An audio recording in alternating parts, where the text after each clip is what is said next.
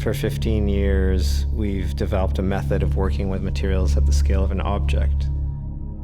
This is the first project where we've had the opportunity to try that same methodology at the scale of architecture.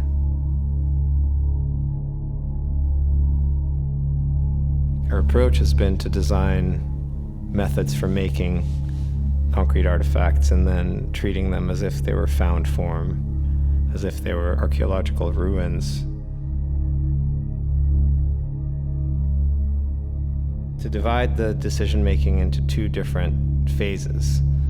One of them purely focused on creating very specific objects, and the other, separate and much later, focused on weaving them into a domestic space.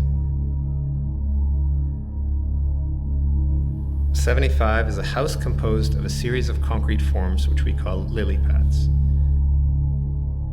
The lily pads are a result of an ongoing investigation into alternate methods of forming concrete.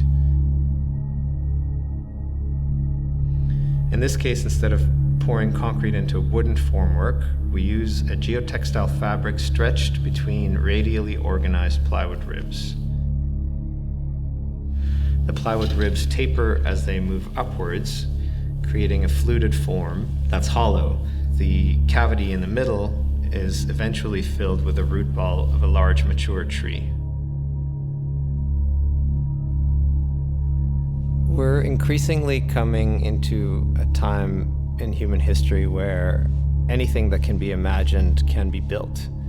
And in that world, it's increasingly important to ask the question, what's worthwhile? For me, the answer goes back to a kind of analog approach to materiality.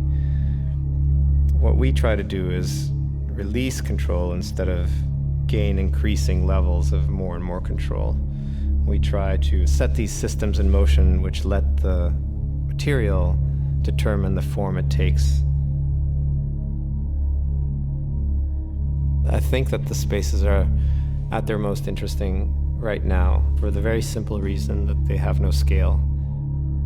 There are no chairs or sofas or carpets or windows or doors to give people a sense that this is a house, to give people an understanding intuitively of how big things are. Your eye is free to regard the work as a play between form and light and shadow. For that reason, I think it's maybe the most exciting it's ever going to be right now while it's in progress.